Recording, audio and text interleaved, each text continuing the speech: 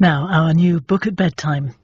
Blake Ritson reads Aunt Gentleman, a classic Jeeves and Wooster story by one of the masters of comic fiction, P.G. Wodehouse, and the last to feature his legendary literary duo.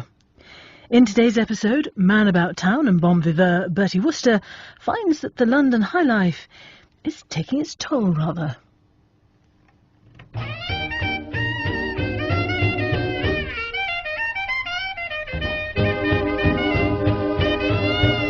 My attention was drawn to the spots on my chest when I was in my bath, singing, if I remember rightly, the Toreador song from the opera Carmen. They were pink in colour, rather like the first faint flush of dawn, and I viewed them with concern. "Jeeves," I said at the breakfast table, "I've got spots on my chest." "Indeed, sir?" "Pink." "Indeed, sir." "I don't like them. I shall place myself in the hands of a competent doctor."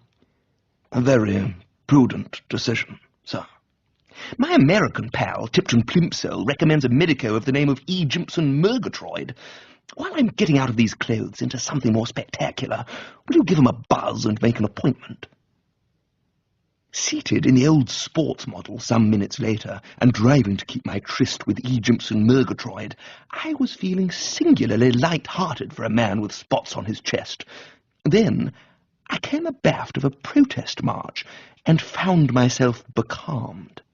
Whatever these bimbos were protesting about, it was obviously something they were taking to heart, rather.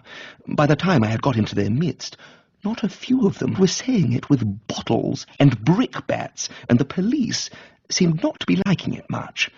I hoped nobody would scratch my paint. Leading the procession, I saw with surprise, was a girl I knew. In fact, I had once asked her to marry me. Her name was Vanessa Cook, and I had met her at a cocktail party, and such was her radiant beauty that it was only a couple of minutes after I had brought her a martini that I was saying to myself, "Bertram, this is a good thing. Push it along." And in due season I suggested a merger. But apparently I was not the type, and no business resulted.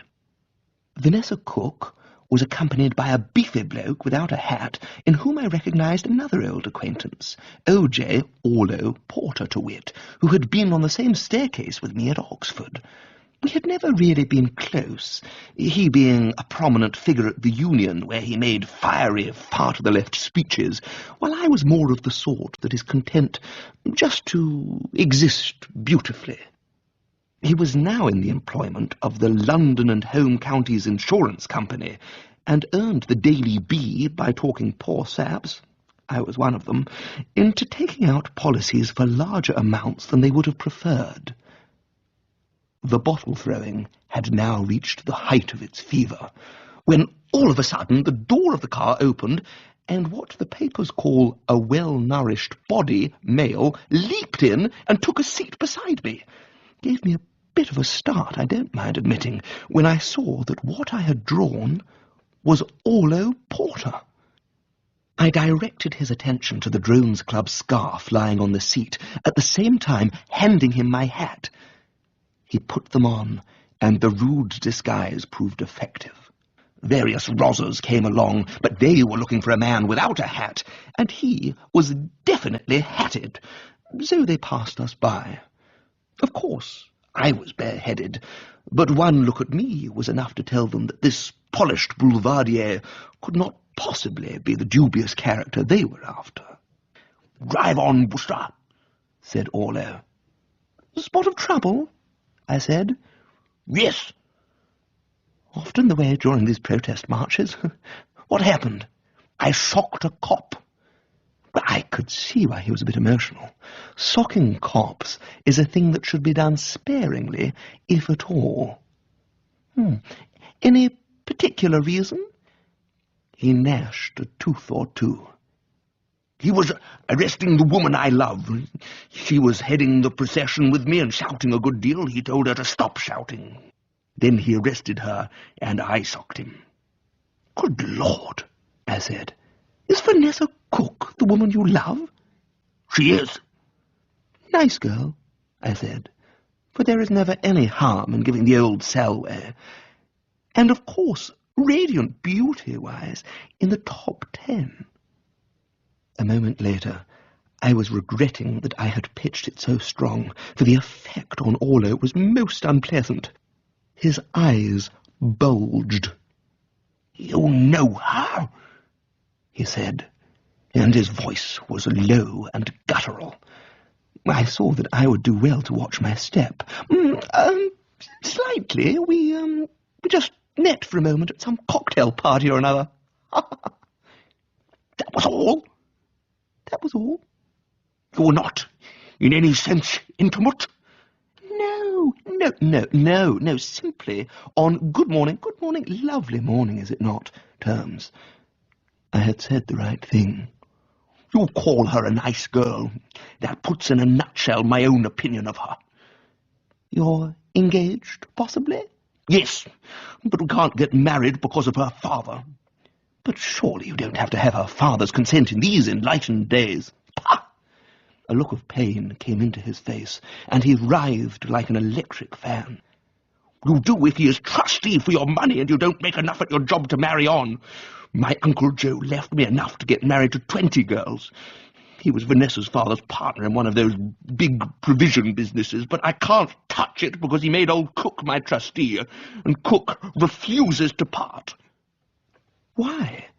"He disapproves of my political views, and he considers that I have led Vanessa astray. Drop me anywhere around here," he said, closing the subject with a bang. "Thanks for the ride." "Oh, don't mention it."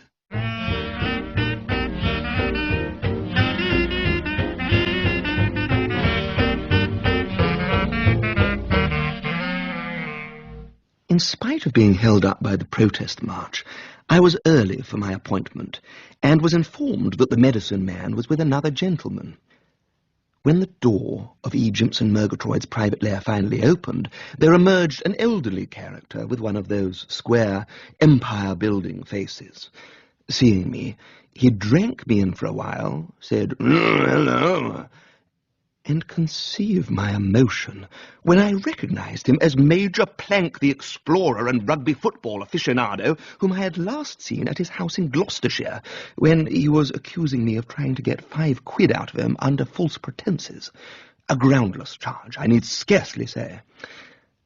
I sat, waiting for him to denounce me, when he spoke, to my astonishment, as if we were old buddies. "We've met before. Isn't your name Alan or Allenby or Alexander or something?"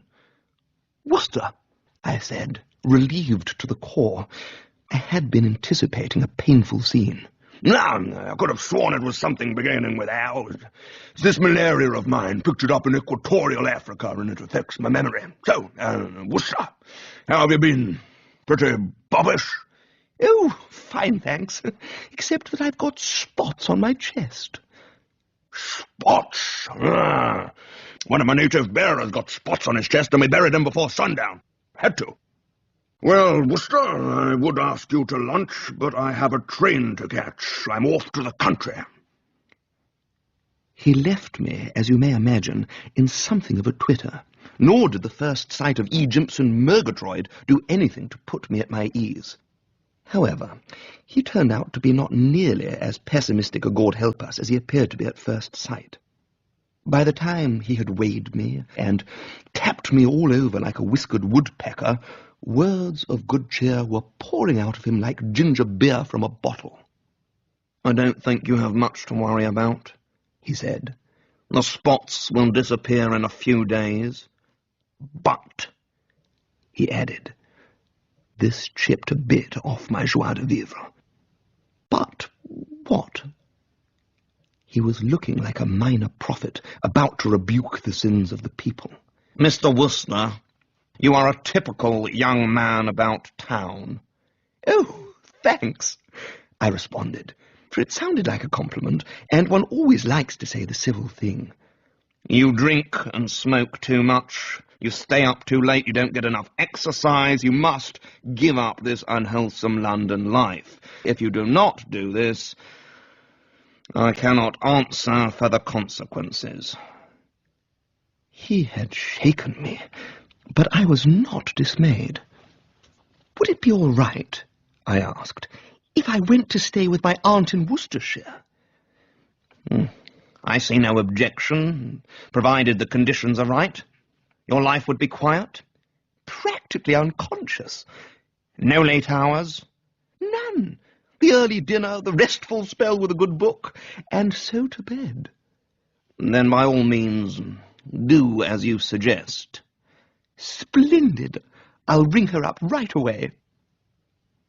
The aunt to whom I alluded was my good and deserving Aunt Dahlia, not to be confused with my Aunt Agatha, who eats broken bottles and is strongly suspected of turning into a werewolf at the time of the full moon.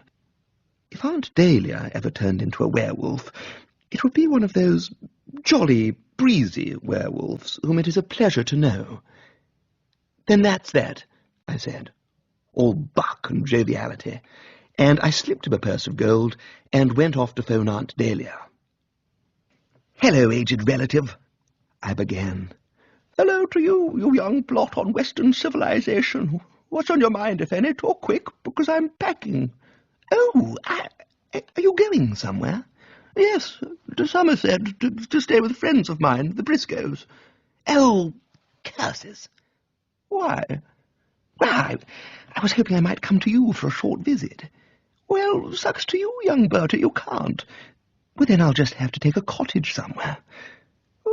"What is all this? Why have you got to go anywhere?" "Doctor's orders. The doc says I must leg it to the country and breathe pure air, so I shall need a cottage." "Well, I'll find you one. Jimmy Briscoe has dozens, and Maiden Eggesford, where he lives, is not far from Bridmouth-on-Sea, notorious for its invigorating air. Corpses at Bridmouth leap from their biers and dance round the maypole." "Sounds good." "Well, I'll drop you a line when I've got the cottage. You'll like Maiden Eggesford. Jimmy has a racing stable, and there's a big meeting coming on soon at Bridmouth. And now, for heaven's sake, get off the wire. I'm busy." So far, I said to myself as I put back the receiver, so gee. When I broke the news to Jeeves that our hoped-for trip to New York was off, he bore it with the easy nonchalance of a Red Indian at the stake. Not a cry escaped him.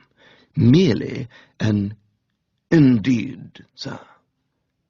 "Everybody in New York is getting mugged these days. We shall avoid that sort of thing at Maiden Eggesford." "Maiden Eggesford, sir? I know it well. An aunt of mine lives there." "Ah! An aunt of mine is going there. What a coincidence!" I spoke blithely, for this obviously made everything hotsy-totsy. "Do you remember Major Plank?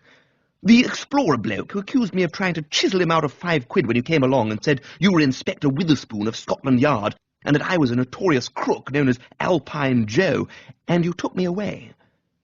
"Ah, yes, sir. I remember now." "I ran into him this morning. He remembered my face, but nothing more, except that he said he knew my name began with Al." "A most unnerving experience, sir." "Yes, it rattled me. It is a great relief to think that I shall never see him again."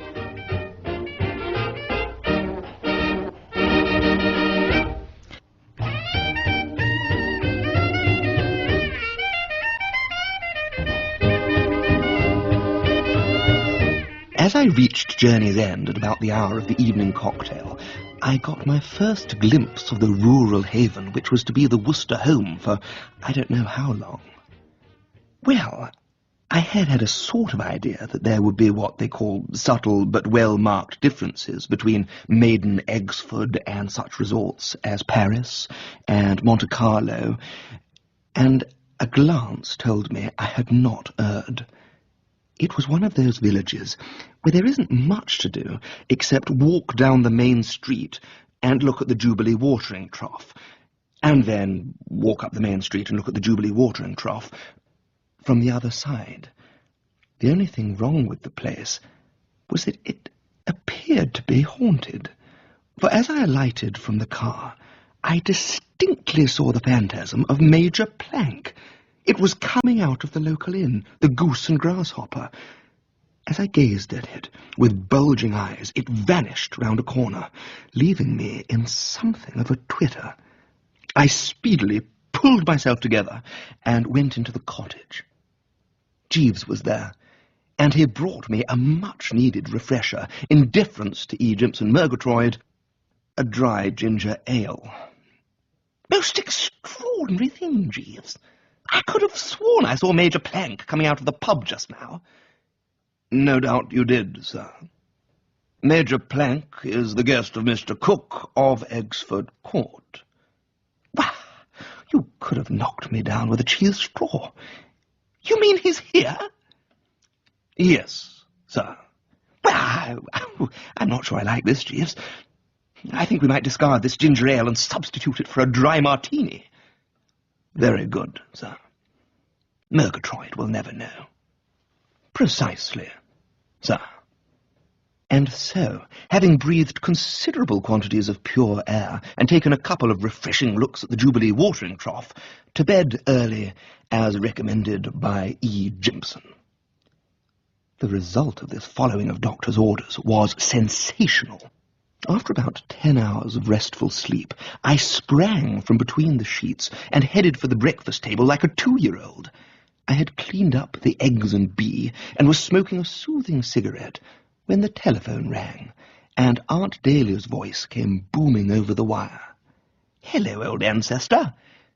You've got here, have you? The spots didn't turn out to be fatal." "They've entirely disappeared." "Well, that's good. I wouldn't have liked introducing a piebald nephew to the Briscoes. They want you to come to lunch today." "Vastly civil of them. Have you a clean collar?" "Several. With immaculate shirts attached. What time is the binge?" 1:30. "Expect me then with my hair in a braid."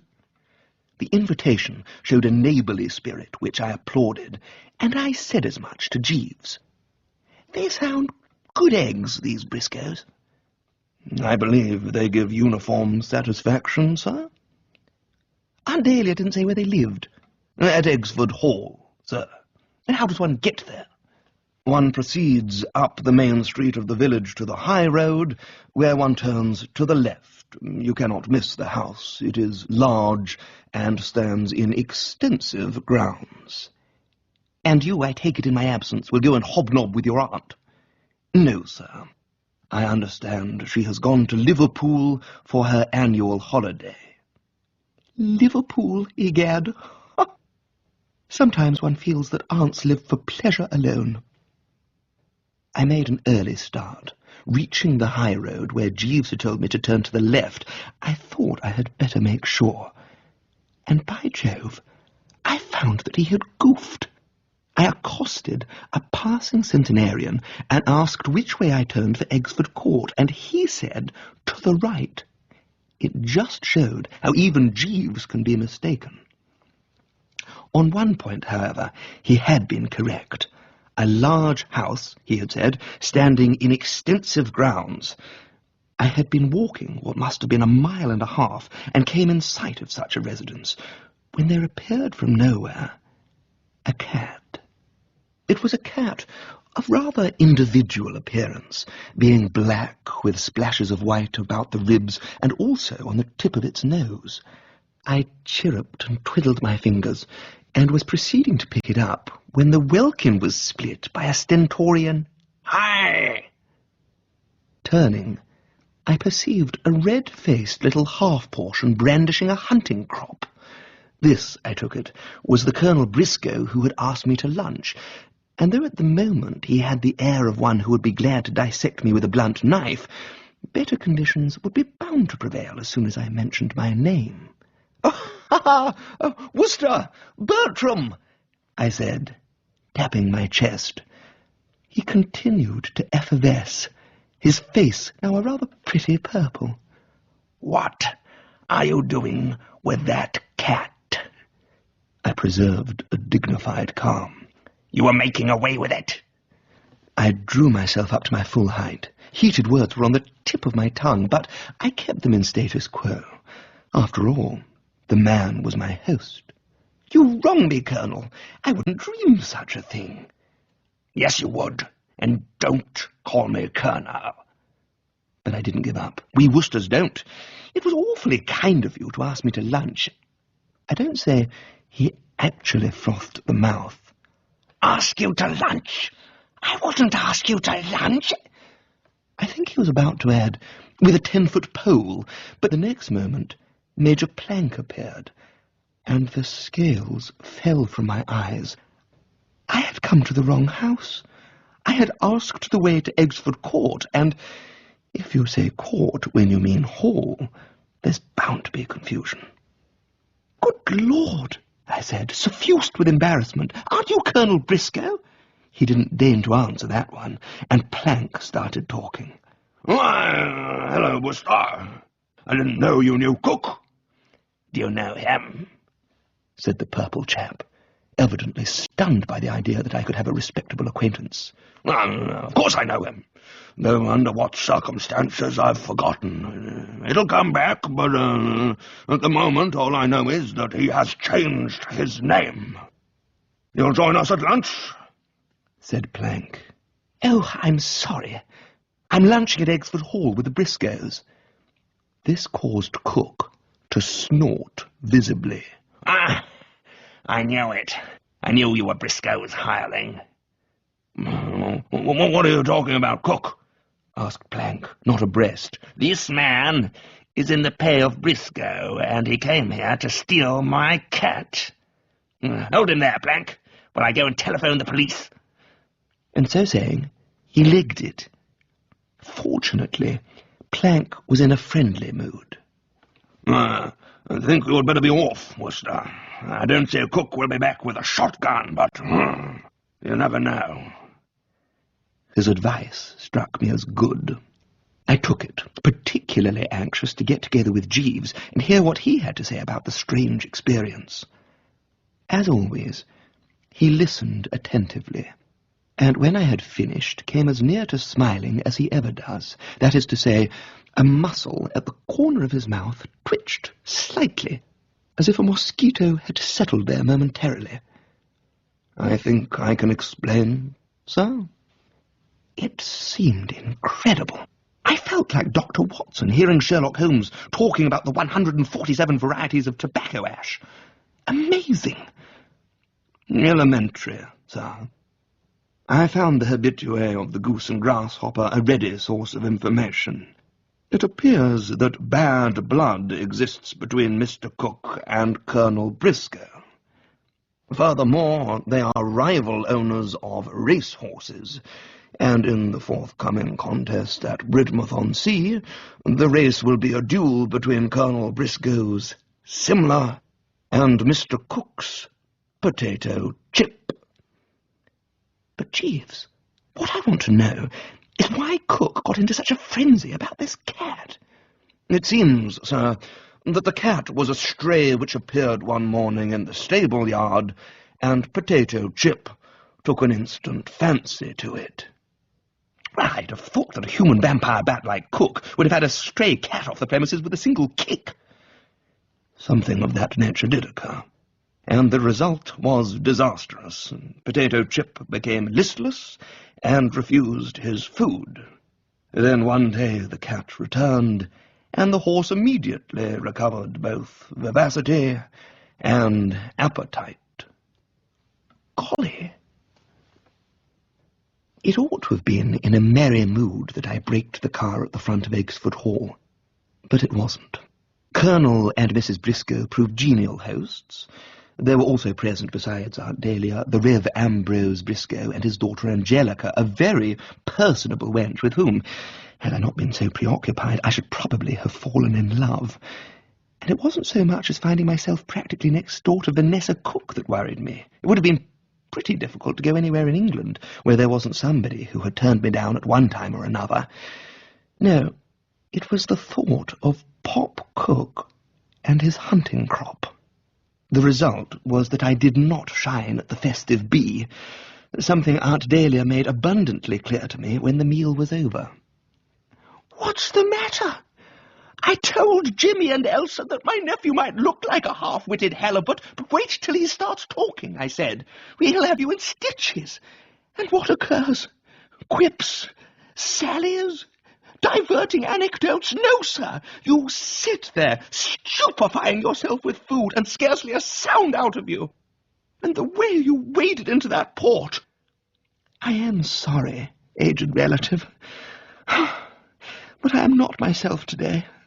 I passed through a strange experience this morning. And I told her my cat Cook story, and there was no mistaking her interest when I came to the part where Jeeves elucidated the mystery of the cat's importance in the scheme of things.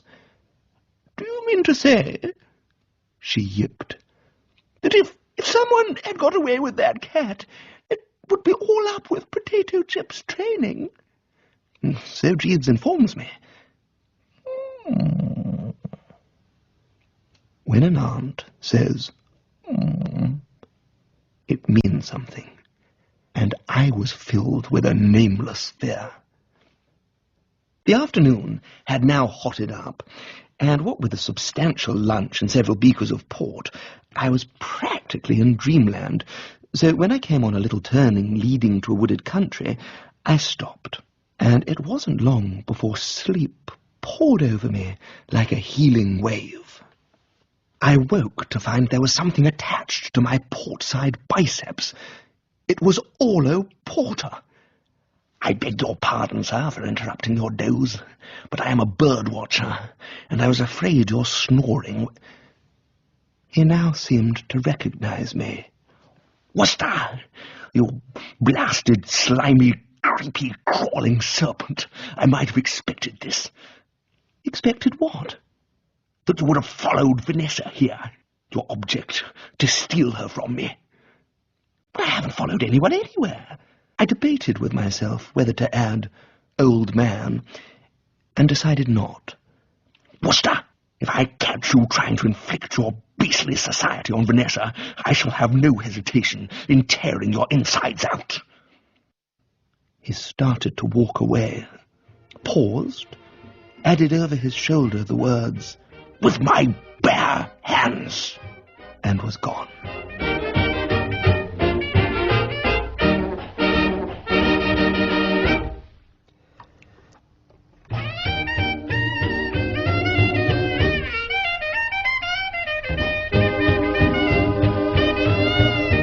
The doorbell rang, and Vanessa Cook was in my midst. "I am very angry with you, Bertie," she said, "following me here. Oddly enough, although I am furious, I can't help admiring you. I am surprised to find that you have so much initiative. It makes me feel that if I had married you, I could have made something of you." I shuddered from hairdo to shoe-sole. I knew what making something of me meant. "But it is quite impossible, Bertie. I love Orlo, and can love no one else." "Oh, that's all right. Entirely up to you. I met him this afternoon." "Here? In Maiden Eggesford? Are you being funny, Bertie?" "Well, of course I'm not being funny." "Well, strike me pink. So he has come. He has followed me. Is he staying at the Goose and Grasshopper? Go there and tell him to meet me here at 3 o'clock tomorrow afternoon." At 5 minutes to 3 on the following afternoon, I had girded my loins and was preparing to iris out when Vanessa arrived. The sight of me appeared to displease her. "Haven't you gone yet?" I considered this a shade brusque, but responded suavely, "I'm just going." "Well, go," she said, and I went. The street outside was, as usual, offering little entertainment to the sightseer. I had a look at the Jubilee watering trough, and was walking back on the other side, when I caught sight of the shop, and remembered that it ran a small lending library. I went in. I had come away rather short on reading matter, and it never does to neglect one's intellectual side. So I was hesitating between By Order of the Tsar and The Mystery of a Hansom Cab, when the door opened to Angelica Briscoe, the personable wench I had met at lunch, the vicar's daughter, if you remember. Her behaviour on seeing me was peculiar. She suddenly became all conspiratorial, clutching my arm and lowering her voice to a sinister whisper, said, "Has he brought it yet?" I missed her drift by a wide margin. "Eh?" I said. She seemed to feel that her question had been answered. Her manner changed completely. "I see he hasn't, but of course one has to give him time for a job like that." "Like what?" "I can't explain. Here's Father." And the Reverend Briscoe ambled in, his presence choking the personable wench off from further revelations. To be on the safe side, I gave Orlo and Vanessa about an hour and a half, and when I returned to the cottage, I found I had called my shots correctly. Both had legged it. I was still much perplexed by that utterance of Angelica Briscoe. Has he brought it yet? I mean to say, has who? Brought what? I called Jeeves in to see what he made of it. "I should have reached the conclusion that the lady was expecting a male acquaintance to have arrived, or to be arriving shortly, bearing some unidentified object." Exactly what I thought. In the meantime, did Miss Cook and Mr. Porter have their conference all right? "Yes, sir. They conversed for some time." In low, throbbing voices? "No, sir. The voices of both lady and gentleman became noticeably raised." "Good Lord! Did they have an argument?" "A somewhat acrimonious one, sir. Plainly audible in the kitchen where I was reading the volume of Spinoza which you so kindly gave me for Christmas. The door happened to be ajar." "So you were an ear witness?" "Throughout, sir. Tell me all, Jeeves." "Very good, sir. I must begin by explaining that Mr. Cook is a trustee for a sum of money left to Mr. Porter by his late uncle. And until Mr. Cook releases this money, Mr. Porter is in no position to marry. I gathered that his present occupation is not generously paid." "He's an insurance salesman. I took out an accident policy with him, and a life policy." "Indeed, sir. Miss Cook was urging Mr. Porter to demand an interview with her father." "In order to make him cough up?" "Precisely, sir. Be firm, I heard her say. Throw your weight about, look him in the eye, and thump the table." "She specified that?" "Yes, sir."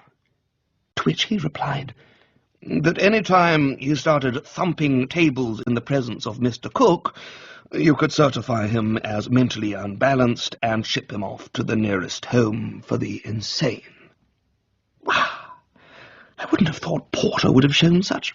What is it? Would pusillanimity be the word for which you are groping, sir? Quite possibly. What happened then?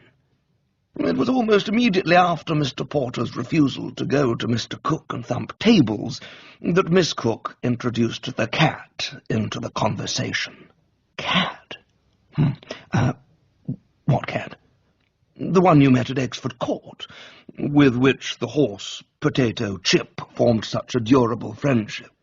Miss Cook was urging Mr. Porter to purloin it. Golly! I get the idea, Jeeves. Porter, in possession of the cat, would have a bargaining point with Cook when it came to discussing trust funds. Precisely, sir. So, I take it that he is now at Eggesford Court, putting the bite on old Cook. No, sir. His refusal to do as Miss Cook asked was unequivocal. Not in a million years was the expression he used. But that must have made Miss Cook as sore as a sunburned neck. She accused Mr. Porter of being a lily-livered poltroon. Pretty final. Yes, sir. I didn't actually heave a sigh, but I sort of half-heaved one. I would gladly have continued our conversation, but I knew Jeeves must be wanting to get back to his Spinoza. No doubt I had interrupted him, just as Spinoza was on the point of solving the mystery of the headless body on the library floor. "Right-ho, Jeeves," I said. "That'll be all for the moment."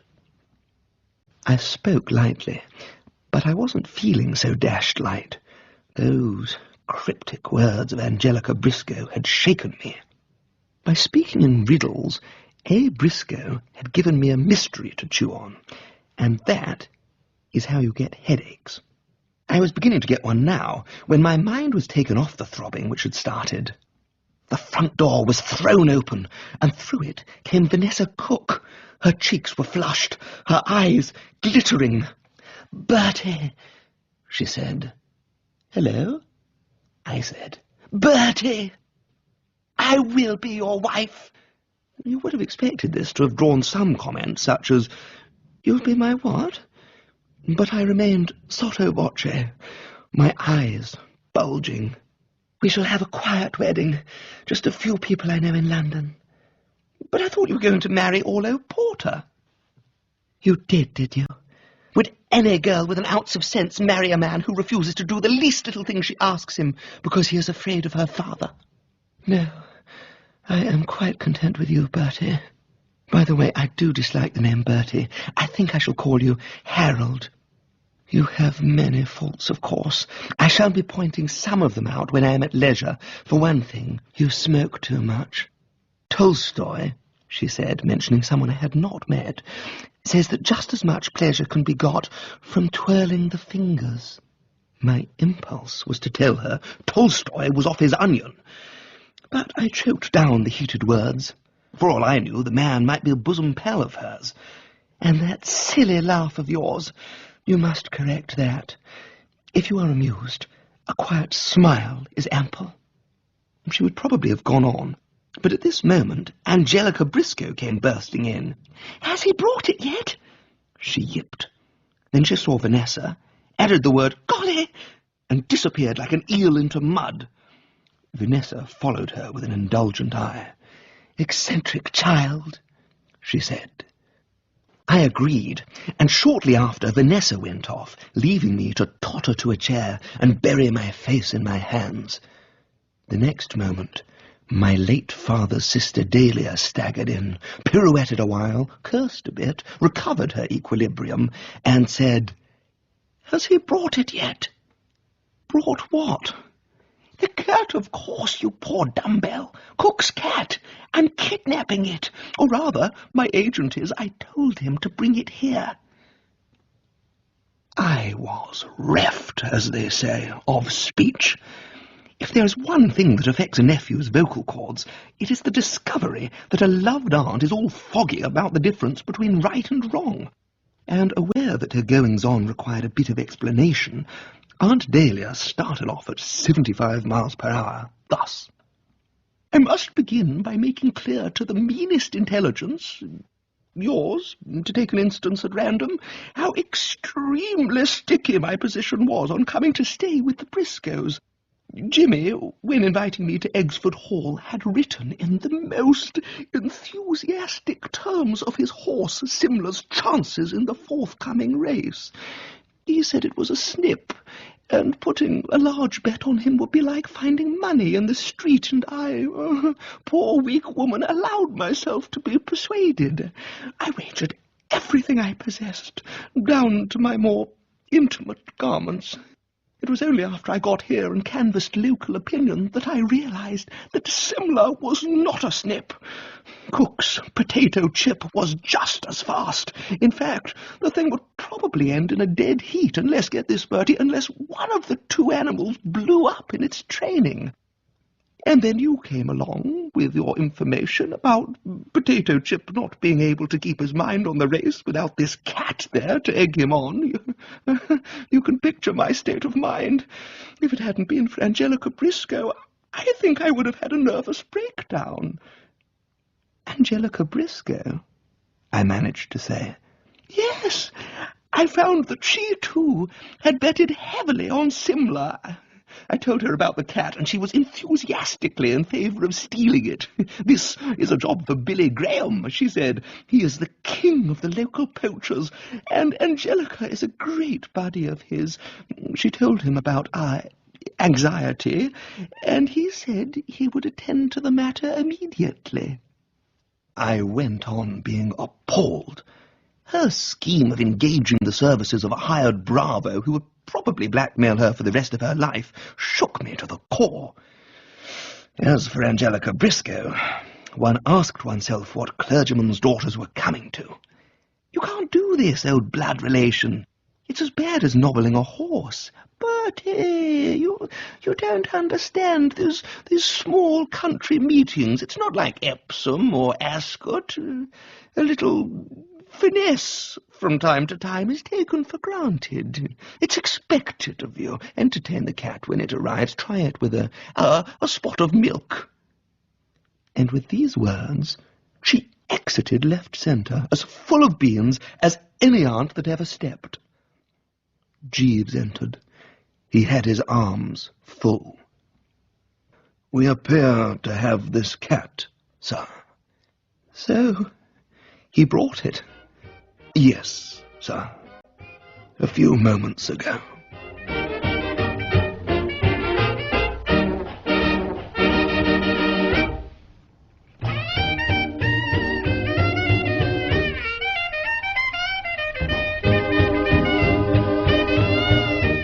"I thought I'd come and tell you," said Major Plank, "that I'm getting my memory back. Wrapped in mist at the moment, but light is beginning to seep through. It's often that way with malaria." I didn't like the sound of it at all. "What was that? I heard a cat." I heard it too, of course, but preserved my poise. "Oh, that was my man Jeeves. He imitates cats." "He does, eh?" "Oh, it gives him passing pleasure." "I had a native bearer once who could imitate the mating call of the male puma. Even female pumas were deceived. He was the one I was telling you we had to bury before sundown." "Wouldn't you swear that was a cat? That man of yours certainly makes it lifelike." "Just a knack." "A gift, I'd call it. Lucky cook isn't here. But I must be getting along. I only stopped to tell you about the remarkable improvement in my memory. It won't be long before I shall be remembering why I thought your name was something beginning with Al." No sooner had he beetled off than I was calling in Jeeves for conference. "Figure it out for yourself, Jeeves. Cook finds me up at Eggesford Court, apparently swiping the cat. Do you suppose when Plank gets back and tells him he heard someone imitating cats, shame me, he is going to believe that what Plank heard was a human voice? He will be at my door in 10 seconds flat, probably accompanied by the entire local police force." "We must return the cat, sir. Should we not place the matter in the hands of the man Graham? He is a poacher of established reputation." "Of course." And only a few minutes later I found myself closeted with Herbert Billy Graham. I had always supposed the poachers were tough-looking eggs who wore whatever they could borrow from the nearest scarecrow. He, to the contrary, was neatly clad in form-fitting tweeds and was shaven to the bone. I have seen more raffish cabinet ministers. "Good afternoon, sir," he said. "You wish to see me?"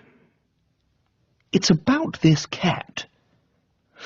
"We delivered it according to instructions." "And now I want you to take it back." "Back, sir?" "To where you got it." "Out of the question, sir." "Why? You purloined it." "No, sir. The theft was perpetrated as a personal favour to Miss Briscoe, whom I have known from childhood. Sweet child she was. Furthermore, I have £5 on potato chip with the landlord of the Goose and Grasshopper." "Ah! I I said to myself. The scales had fallen from my eyes. "How much do you want?" I said. "Sir?" "Give it a name. We won't haggle." He pursed his lips. "I'd have to make it £20. He seemed to feel he had erred on the side of moderation. "Or rather, 30. "30? Let's haggle," I said. But when I suggested 25, he shook his head regretfully. So we went on haggling, and he haggled better than me, so that eventually we settled on 35. It wasn't one of my best haggling days. As Graham and Cat set forth on their journey, the telephone rang. It was Aunt Dahlia. "Hello, fathead," she said. "What news on the Rialto?" Where?" I responded, not getting it. "The cat! Has he brought it?" "Yes." "Is it in your bosom?" "No," I said. "It is gone." "Gone? Gone where?" "Billy Graham has taken it back." "Taken it back?" "To Eggesford Court. I told him to." "You told him to?" That concluded, for a considerable space of time, my share in the duologue. "Ye gods! After all I've done for you, you miserable, ungrateful worm! All I asked of you was to give the cat a bed for a few days, and so place my financial affairs on a sound basis. What, I ask myself, has become of the old-fashioned nephew to whom his aunt's wishes were law? Old blood relation, your view of my behaviour with the cat is all cock-eyed. I would have given it bed and board, however reluctantly, had it not been for Plank." "Plank?" "Major Plank the Explorer heard the cat yowl. So now Plank goes back to Cook, tells him he heard a cat at Wooster's address, and Cook comes down here like a wolf on the fold." "I see. Good. You appear not to have been such a non-cooperative hellhound as I thought you were. Sorry I tipped you off with such vigour." "Oh, quite all right, aged relative. Tout comprendre, c'est tout pardonner." You would rather have expected that it would have been with a light heart that I returned to By Order of the Tsar, but when Jeeves came in with the materials for the pre-dinner cocktail, my heart was heavy.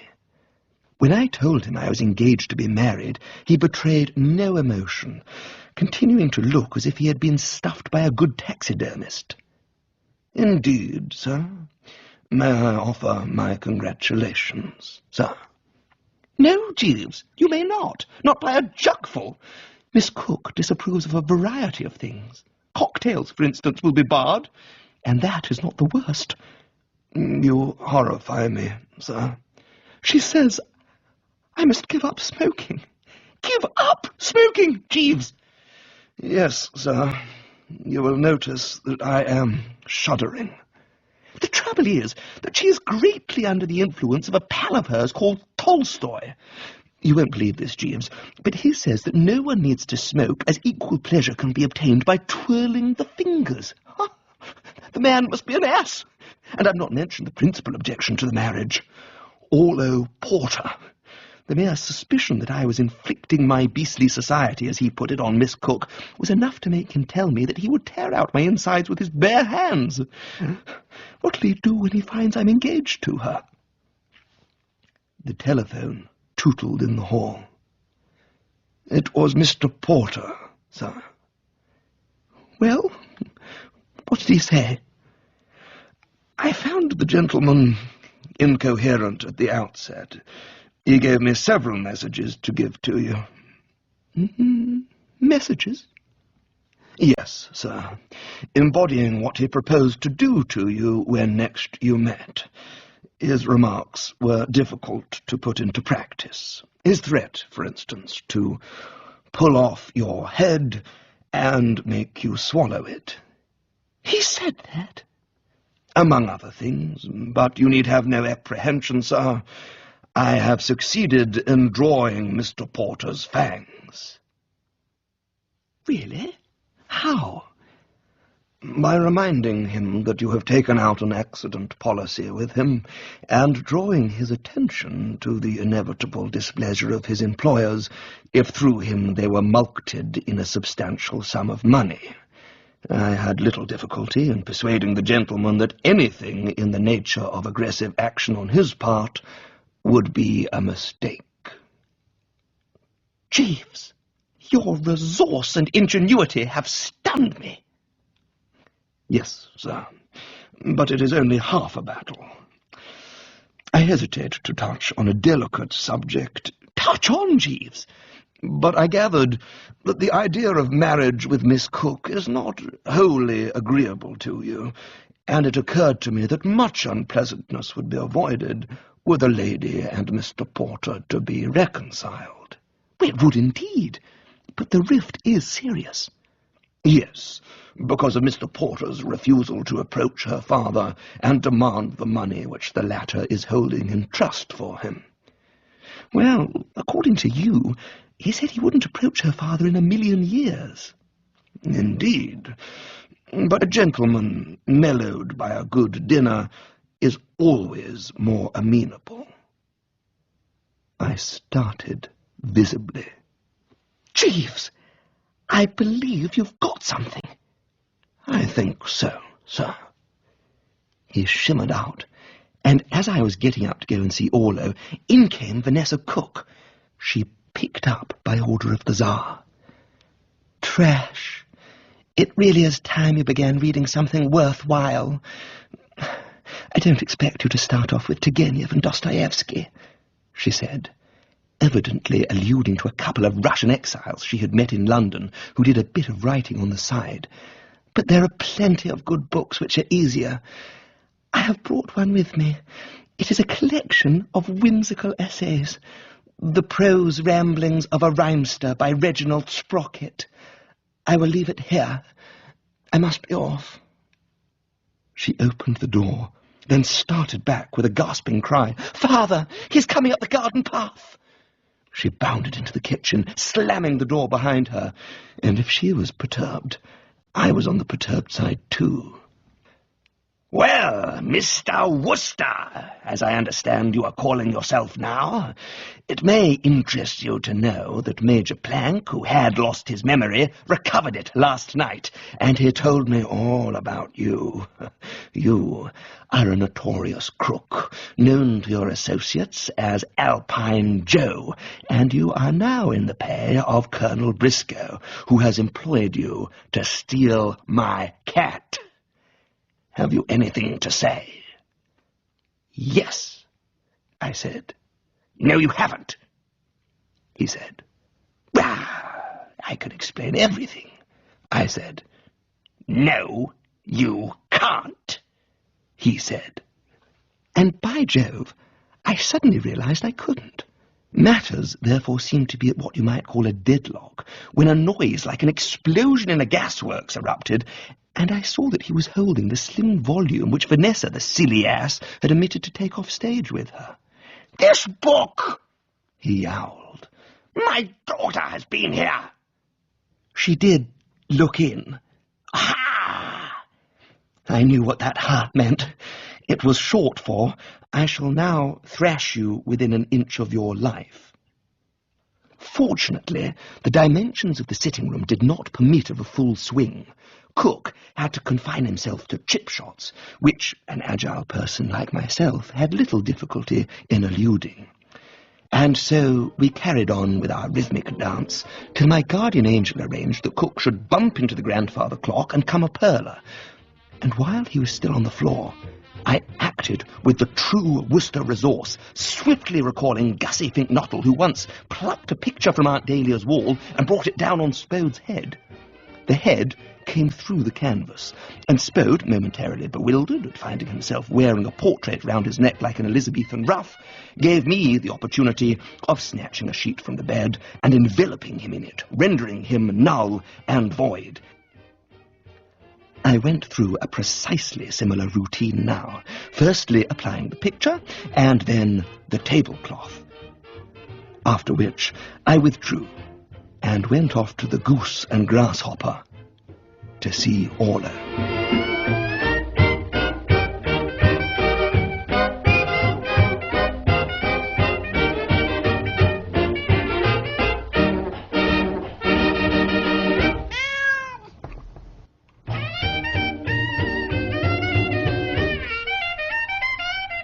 It was dark when I reached the Cook premises, which suited me, for I had dark work to do.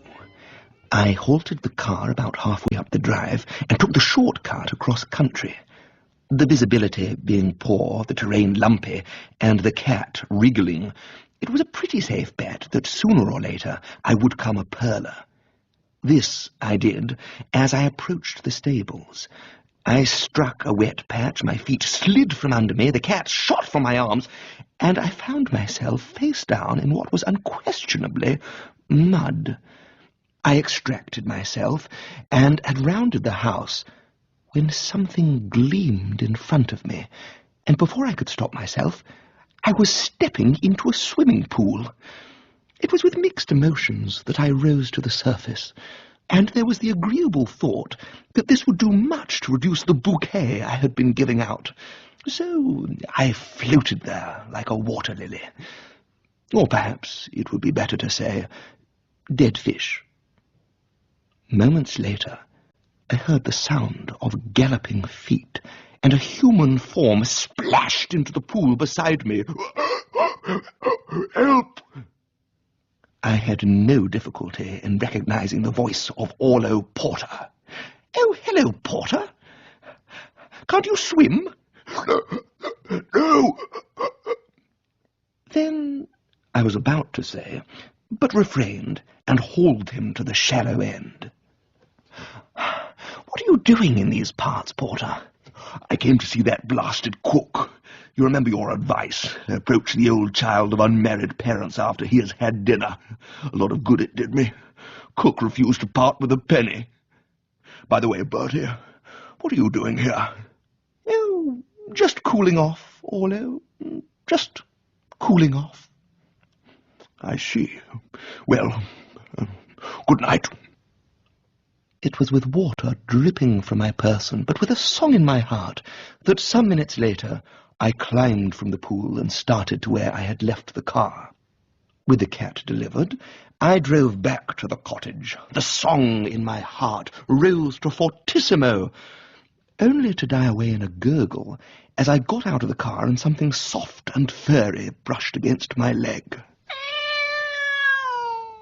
I should have to check with Jeeves, but I think the way to describe the way I slept that night is fitfully. I turned and twisted like an adagio dancer.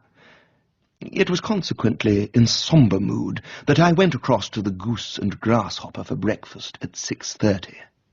If there was one thing I had taken for granted, it was that I would be breakfasting alone. My surprise, therefore, at finding Orlo in the dining room tucking into eggs and bacon was considerable. "You're up early, Orlo?" "I don't want to keep Vanessa waiting.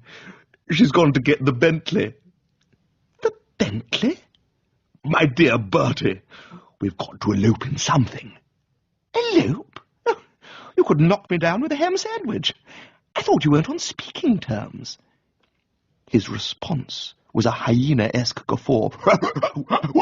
"That's all a thing of the past. We had a complete reconciliation last night." "Oh, you met her last night?" "Shortly after I left you. I told her I had been seeing Cook and demanding my money. When she heard I had several times thumped the table, she compared me with heroes of old Greek legend to their disadvantage, and, to cut a long story short, flung herself into my arms." There came from the street a musical tooting. "There she is," he said. "Bertie, I want you to give this letter that I've written to Cook." "You want me to take it to Cook?" "What do you think I want you to do with it? Get it framed?" And so saying, he legged it like a nymph surprised while bathing. Back at the cottage, scarcely had I sat down when the door burst open and Cook was standing on the threshold, looking like the Demon King in a pantomime. With him was Major Plank.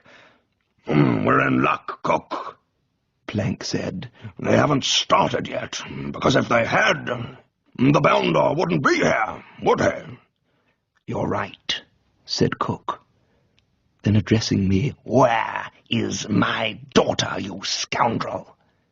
"Trying to brazen it out," said Plank. "Reminds me of a man I knew in East Africa. If you caught him with his fingers in the cigar box, he would say he was just tidying the cigars. Confront this blighter with the overwhelming evidence." "I will," said Cook. "I have here a letter from my daughter. I will read it to you. Dear father, I am going away with the man I love." "Let's see him wriggle out of that," said Plank. "Cook," I said, "that letter does not refer to me. The chap you're looking for is Orlo Porter. They fell for each other when she was in London." "Orlo Porter!" Cook thundered. "As if any girl in her senses would love Orlo Porter." "Ridiculous," said Plank. "Vanessa would turn from him in disgust." "Read this," I said, handing Cook Orlo's letter. His face crumpled up like a sheet of carbon paper. "Mr. Wooster, don't call him Mr. Wooster as if he were a respectable member of society," said Plank. "He's a desperate criminal who once came within an ace of stinging me for £5. Cook did not seem to have listened. "Mr. Wooster, I owe you an apology." "Oh, don't give it another thought, my dear fellow." I paused, speculating as to whether I wasn't being too patronizing, when somebody said, "Meow," and looking down, I saw that the cat had strolled in. "Ha!" said Cook. He seemed to have lost all interest in eloping daughters. "I told you it must have been Alpine Joe who was the kidnapper," said Plank. "And he hasn't a word to say." He was right. I was unable to utter. "I shall insist on an exemplary sentence. Plank, you go for a policeman, while I take the cat back to Potato Chip. Suppose, while we're both gone, he does a bunk. Let's tie him to the sofa, and better gag him." My dear Plank, you think of everything. I was far from being in sunny mood when I heard a footstep and realized that Jeeves had returned from revelling with his recently returned aunt. "Good morning, sir," he said. He expressed no surprise at seeing me tied to a sofa with curtain cords, but assuming that I would prefer to be without them, he removed the gag and unfastened my bonds. "Perhaps some coffee, sir." "Make it strong," I said, "and when you return, I shall a tale unfold which will make you jump as if you had sat on a fretful porpentine." I was quite wrong, of course. He listened attentively, but gave no indication that he recognized that what he was listening to was front-page stuff when Plank came bounding in. Seeing Jeeves, he registered astonishment. Inspector Witherspoon," he cried. "Amazing how you Scotland Yard fellows always get your man. I suppose you've been on Alpine Joe's trail for weeks." "I fail to understand you," Jeeves said, his voice and manner so chilly that Plank must have been wishing he was wearing his winter woolies. "I am not Inspector Witherspoon." Of course you are. I remember distinctly. You arrested this man for trying to obtain £5 from me by false pretenses." "You are mistaken in every respect," Jeeves insisted. "Mr. Wooster has ample means.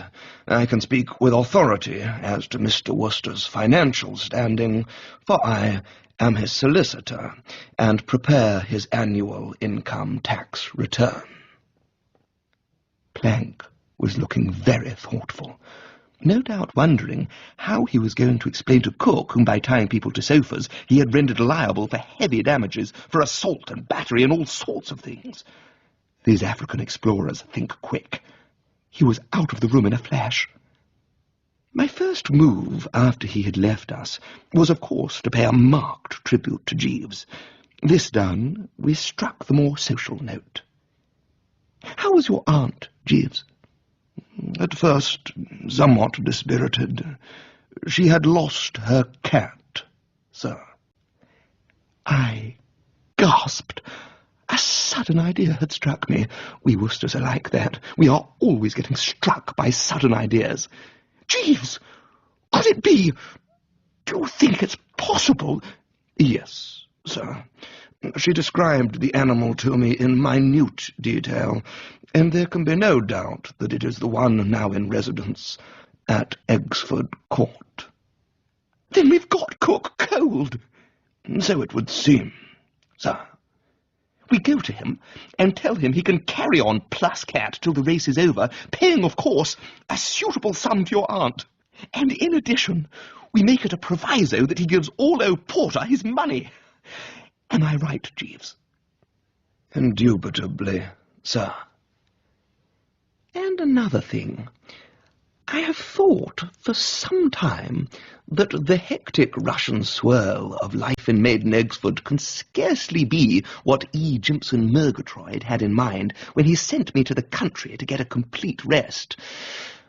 What I need is something quieter, more peaceful, as it might be in New York. Do you agree, Jeeves? "Yes, sir." It was about a week after we had fetched up in New York that I received a letter enclosing a clipping from the Bridmouth Argus entitled Jubilee Stakes Sensation. Apparently, Cook's potato chip had finished the race first, but had been disqualified, leaving Briscoe's Simler the winner. It read, "Nearing the finish, Simler took the lead when a cat suddenly ran onto the course, causing him to shy and unseat his jockey. It was discovered that the cat was the property of Mr. Cook. It was this that decided the judges, who, as we say yesterday, awarded the race to Colonel Briscoe's entrant." Dramatic, Jeeves. "Exceedingly, sir." "Jeeves," I said, "do you ever brood on life?" "Occasionally, sir, when at leisure." "What do you make of it? Pretty odd in spots, don't you think? At first sight, Maiden Eggesford was as calm and quiet as you could wish, with honeysuckle-covered cottages wherever you looked. Then it tore off its whiskers and revealed itself as an inferno. To obtain calm and quiet, we had to come to New York. And I'll tell you why. There are no aunts, and in particular, we are 3,000 miles away from Mrs. Dahlia Travers. Oh, don't get me wrong, Jeeves, I love the old flesh and blood, but her moral code is lax, as in this matter of the cat. Do you know what is the trouble with aunts as a class?" "No, sir." "They are not gentlemen."